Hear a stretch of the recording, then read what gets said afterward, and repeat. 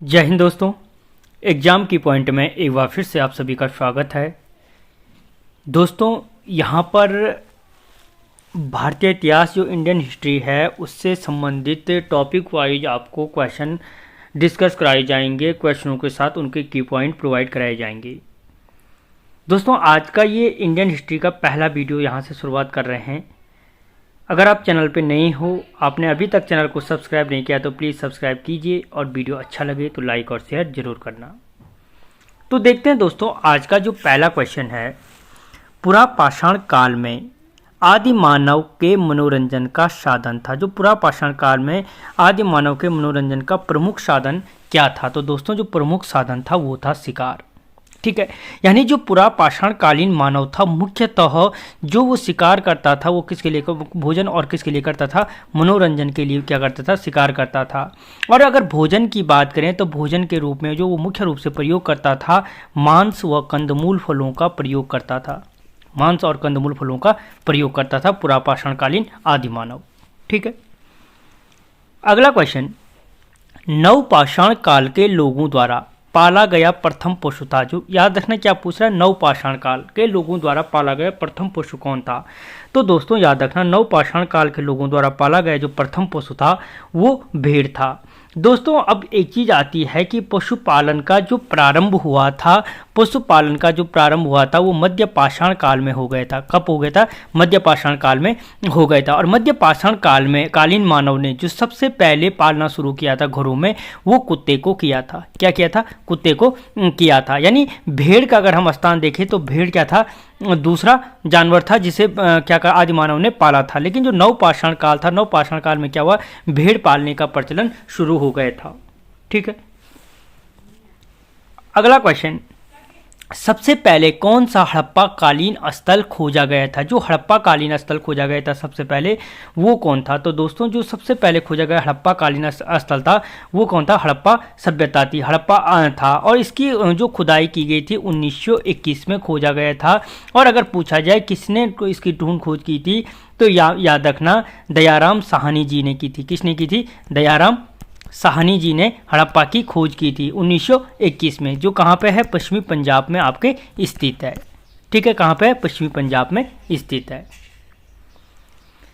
अगला क्वेश्चन, घाटी सभ्यता अनार्य सभ्यता थी। क्योंकि जो घाटी अच्छा सिंधु होगा, ये सिंधु घाटी सभ्यता, जो सिंधु घाटी सभ्यता थी वो एक अनार्य सभ्यता थी। अनार्य यानी आयु से अलग सभ्यता थी। क्योंकि दोस्तों क्योंकि जो अनार्य सभ्यता थी वो क्या थी? एक शहरी सभ्यता थी। ठीक है, जो सिंधु घाटी सभ्यता थी वो एक अनार्य सभ्यता थी क्योंकि ये क्या थी? एक शहरी सभ्यता थी। और इसका मतलब जो आर्य सभ्यता थी, जो आर्य सभ्यता थी वो क्या थी? एक ग्रामीण सभ्यता थी। ठीक है, याद रखना जो सिंधु घाटी सभ्यता थी वो एक शहरी सभ्यता थी और जो आर्य सभ्यता थी वो क्या थी? एक ग्रामीण सभ्यता थी। ठीक है, अगला क्वेश्चन, हड़प्पा की सभ्यता निम्नलिखित से संबंधित है। जो हड़प्पा की सभ्यता है वो निम्नलिखित में से किससे संबंधित है? तो दोस्तों याद रखना वो कांस्य युग से संबंधित है। कांसा यानी जो तांबा प्लस टीन का प्रयोग करके वो क्या करते थे? कांसे का प्रयोग करते थे। और इसीलिए कांस्य युग सभ्यता होने के कारण हड़प्पा सभ्यता को कांसे के प्रयोग के कारण क्या कहा जाता है? कांस्य युगीन सभ्यता के नाम से भी जाना जाता है। याद रखना अगर कभी आपसे पूछा जाता है कि कांस्य युगीन सभ्यता कौन थी तो याद रखना वही हड़प्पा सभ्यता क्या है? कांस्य युगीन सभ्यता कहलाती है। ठीक है, और इसी को ताम्र पाषाण कालीन सभ्यता के नाम से भी जाना जाता है। ताम्र पाषाण कालीन सभ्यता के नाम से भी किसको जाना जाता है? हड़प्पा सभ्यता को ही जाना जाता है। ठीक है, अगला क्वेश्चन, हड़प्पा संस्कृति की मुद्राओं एवं पक्की मिट्टी की कलाकृतियों में किस पशु का चित्रण नहीं किया गया है? याद रखना किया गया है और नहीं किया गया, ये मोस्ट इंपॉर्टेंट पढ़ने वाला फैक्ट होता है। तो जो हड़प्पा संस्कृति की मुद्राओं व पक्की मिट्टी की कलाकृतियों में चित्रण नहीं किया गया है वो था गाय का। यानी जो हड़प्पा संस्कृति के मुद्राओं थे उनमें हाथी का, गेंडे का, बाघ का चित्रण किया गया था। ठीक है, लेकिन इसमें गाय का प्रयोग नहीं किया गया था। दोस्तों जो हड़प्पा कालीन सभ्यता है यहाँ से एक तीन मुख वाली क्या मिली थी? जो तीन मुख वाली क्या मिली? एक कलाकृति, एक त्रिमुखी मुद्रा प्राप्त हुई थी जिसके जो दाईं ओर था, दाईं ओर हाथी और बाघ प्राप्त हुआ है, हाथी और बाघ बना हुआ था, जबकि जो बाईं ओर बना था गेंडा और भैंसे का आकार मिलता है। ठीक है, और इसमें मृग का अंकन किया गया है। अगला क्वेश्चन, सिंधु घाटी की सभ्यता और वैदिक सभ्यता में प्रमुख अंतर है। जो सिंधु घाटी सभ्यता और वैदिक सभ्यता है, उन दोनों में अंतर क्या है? तो दोस्तों मैं पहले ही बता चुका हूं कि पहली नगरीय थी जबकि दूसरी ग्रामीण थी। यानी जो सिंधु घाटी सभ्यता थी वो क्या थी? एक नगरीय सभ्यता थी। और जो वैदिक सभ्यता थी, जो आर्यों की सभ्यता थी, वो क्या थी? एक ग्रामीण सभ्यता थी। इन दोनों का प्रमुख अंतर याद रख लो कि सिंधु घाटी सभ्यता नगरीय सभ्यता थी और जो वैदिक सभ्यता थी वो एक ग्रामीण सभ्यता थी। अगला क्वेश्चन, सिंधु घाटी सभ्यता की लिपि थी। जो सिंधु घाटी सभ्यता थी उसकी लिपि कौन सी थी? तो दोस्तों उसकी लिपि कौन सी थी? अभी तक सही पहचाना नहीं गया है। अगर कभी ऑप्शन में यहाँ पे चित्रात्मक लिपि आया, चित्रात्मक लिपि आया तो याद रखना जो सिंधु घाटी सभ्यता की जो लिपि थी वो चित्रात्मक लिपि थी। और इस चित्रात्मक लिपि के अंतर्गत 400 अक्षरों का प्रयोग किया जाता था। कितने अक्षरों का प्रयोग किया जाता था? 400 अक्षरों का प्रयोग किया जाता था। और इसको अभी तक पहचाना नहीं गया है, पढ़ा नहीं गया है, इसीलिए इसे आदि ऐतिहासिक सभ्यता के अंतर्गत रखा गया है।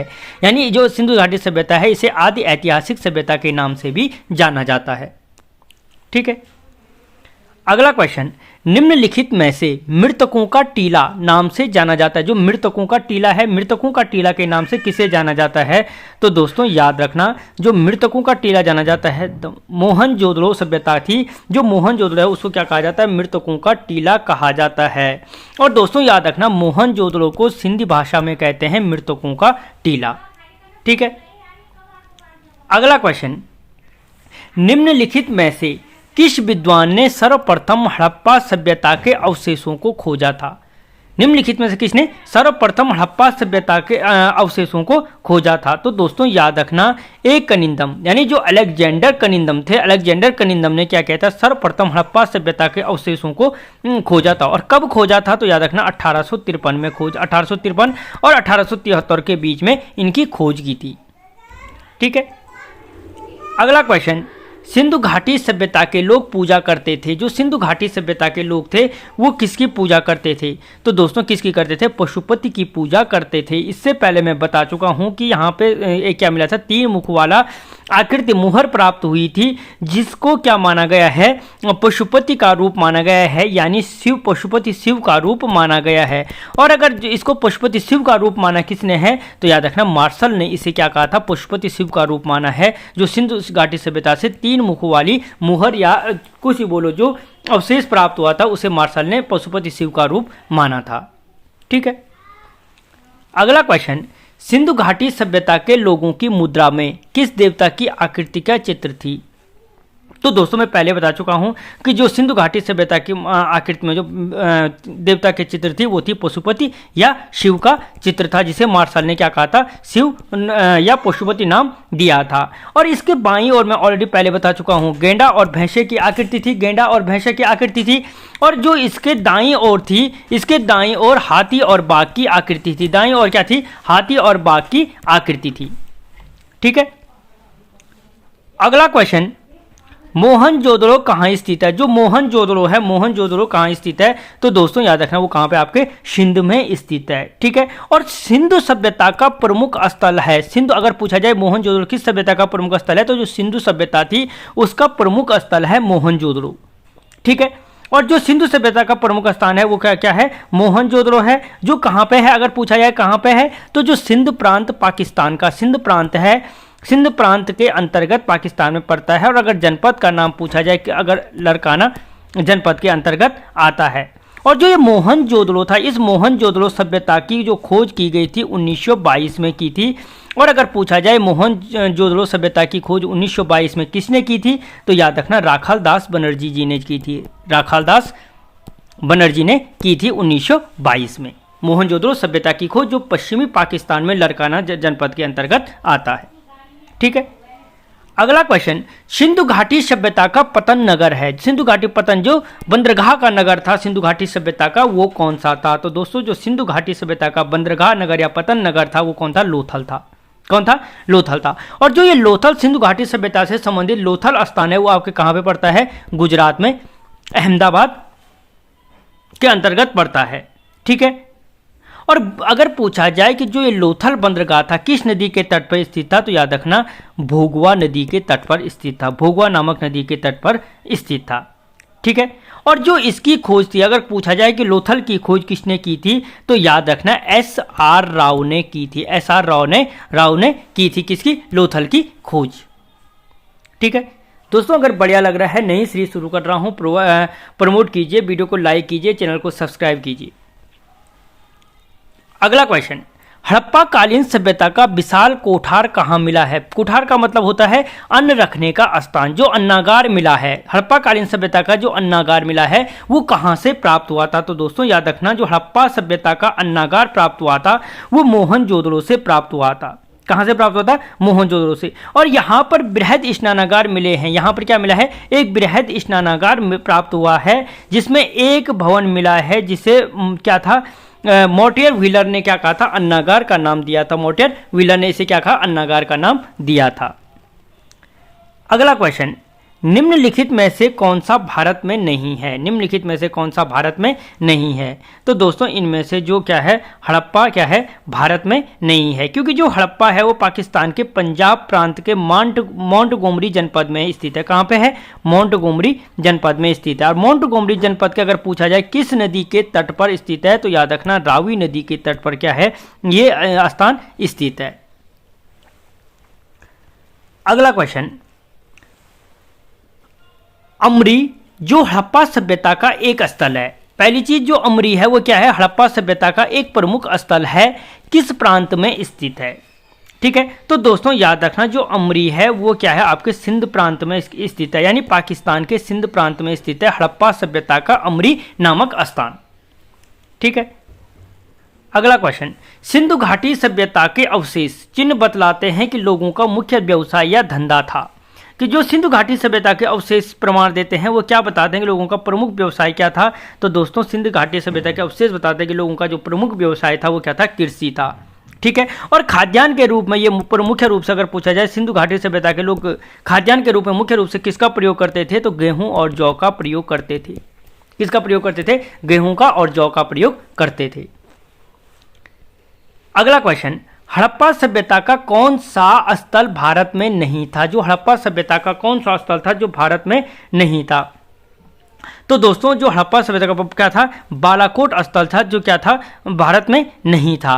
और ये वर्तमान कहाँ पे था, वर्तमान में कहाँ पे है, पाकिस्तान के अंतर्गत पड़ता है। कहाँ पे पड़ता है, वर्तमान पाकिस्तान में पड़ता है। या अगर पूछा जाए कि हड़प्पा सभ्यता का कौन सा स्थल अरब सागर के किनारे स्थित है, अरब सागर के किनारे स्थित है, तो वो भी कौन है, बालाकोट है। ठीक है, और जो ये बालाकोट था, अगर पूछा जाता है कि हड़प्पा सभ्यता का बंदरगाह स्थल कौन था, तो बालाकोट क्या था, एक बंदरगाह स्थल था जो सीप उद्योग के लिए प्रसिद्ध था। सीप उद्योग के लिए क्या था, प्रसिद्ध स्थान था। ठीक है,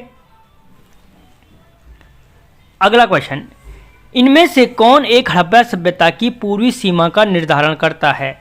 क्या पूछ रहा है, पूर्वी सीमा का निर्धारण करता है। हड़प्पा सभ्यता की जो पूर्वी सीमा, एक मिनट दोस्तों, जो हड़प्पा सभ्यता की पूर्वी सीमा थी उसका निर्धारण कौन करता है। तो दोस्तों याद रखना जो हड़प्पा सभ्यता, ये इसकी सीमा बना दो। तो दोस्तों जो हड़प्पा सभ्यता की पूर्वी सीमा का निर्धारण करता है वो था आलमगीरपुर। कौन था, यानी यहाँ पे क्या हो गए, आलमगीरपुर हो गए, जो आपके कहाँ पे पड़ता है, यूपी में पड़ता है। आलमगीरपुर, जो आलमगीरपुर था वो कहाँ पे पड़ता है, यूपी में पड़ता है। ठीक है, तो जो हड़प्पा सभ्यता की पूर्वी सीमा का निर्धारण करता था वो आलमगीरपुर करता था, जो यूपी में पड़ता है।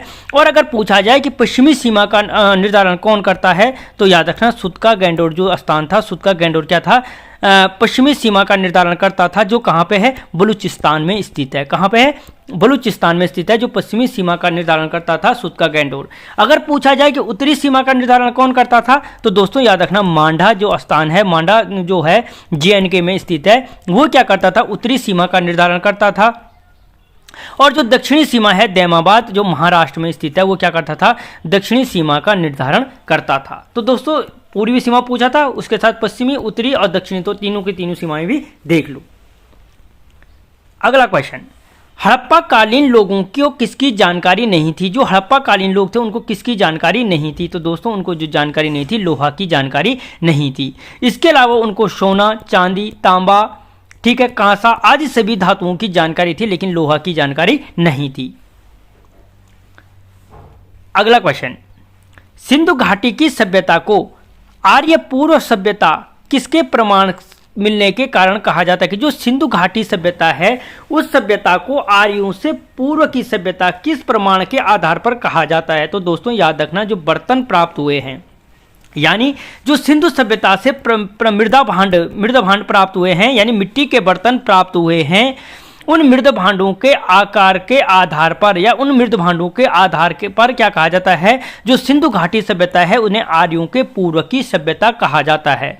और यहाँ से जो मृद भांड प्राप्त हुए हैं उनमें मुख्य रूप से काला और लाल रंगों का प्रयोग किया गया है। ठीक है, अगला क्वेश्चन, निम्नलिखित में से कौन सा कथन सिंधु घाटी सभ्यता के संबंध में सही है? जो सिंधु घाटी सभ्यता है, सिंधु घाटी सभ्यता के संबंध में कौन सा कथन सही है? तो दोस्तों याद रखना, इनमें से क्या है कि जो उपयुक्त सभी, यानी जो सिंधु घाटी सभ्यता से संबंधित उनके घर ईंटों के बने होते थे, यानी जो सिंधु घाटी सभ्यता थी उनके घर क्या होते थे? ईंटों के बने होते थे। जो सभा भवन थी सभा भवन की खोज मोहनजोदड़ो में हुई। जो सिंधु घाटी सभ्यता के सभा भवन है उसकी खोज कहाँ से हुई? मोहनजोदड़ो से हुई। और घर की निर्माण योजना में खुला चौक मुख्य लक्षण था। जो इनकी घर के निर्माण योजना थी उसमें खुला चौक मुख्य क्या था? लक्षण था। कहने का तात्पर्य है कि जो इनका भवन रहता था उसमें क्या होता, उसके मध्य में आंगन बना हुआ रहता था। ठीक है, तो ये सारे क्या हैं? सिंधु घाटी सभ्यता के प्रमाण हैं। अगला क्वेश्चन, सिंधु घाटी सभ्यता की पहचान निम्न में से है? तो दोस्तों याद रखना, जो सिंधु घाटी की पहचान क्या है? शहर योजना प्रणाली थी। जो सिंधु को पहले बता चुका था कि सिंधु घाटी की पहचान क्या थी? एक शहर योजना प्रणाली थी, यानी यहाँ पे चौड़ी सड़कें होती थी, एक दूसरे से लंबवत काटती थी। अगर पूछा जा सकता है कि चौड़ी सड़कें और एक दूसरे से लंबवत काटती हुई सभ्यता किसकी है, तो याद रखना सिंधु घाटी की सभ्यता है। यहाँ पे नाली की सफाई की व्यवस्था थी, मकान पक्की और कच्ची ईंटों से निर्मित कराया जाता था। दोस्तों अगला क्वेश्चन, सिंधु घाटी सभ्यता का ज्ञान मिलता है। जो सिंधु घाटी सभ्यता का ज्ञान मिलता है वो किससे मिलता है? तो दोस्तों जो सिंधु घाटी सभ्यता का ज्ञान मिलता है पुरातात्विक उत्खनन से प्राप्त होता है। किससे प्राप्त होता है? पुरातात्विक उत्खनन से प्राप्त होता है। यानी यहाँ पर जो मृद भांड मिले हैं, कुछ लेख मिले हैं, उनसे प्राप्त होता है किसका? सिंधु घाटी सभ्यता का प्रमाण। ठीक है, लेकिन इनको पूर्ण रूप से अभी तक पढ़ा नहीं गया है। इस चित्रात्मक जो लिपि थी उसको पढ़ा नहीं गया है, जिसके कारण इसे आदि ऐतिहासिक काल के अंतर्गत रखते हैं। तो दोस्तों इस वीडियो में हमने जो सिंधु घाटी सभ्यता है उससे संबंधित मोस्ट इंपॉर्टेंट 25 क्वेश्चनों को डिस्कस किया। अगर आपको क्वेश्चन बढ़िया लगे हैं तो वीडियो को लाइक करें, चैनल को सब्सक्राइब करें। मिलता हूं अगले वीडियो में बहुत जल्द, तब तक जय हिंद।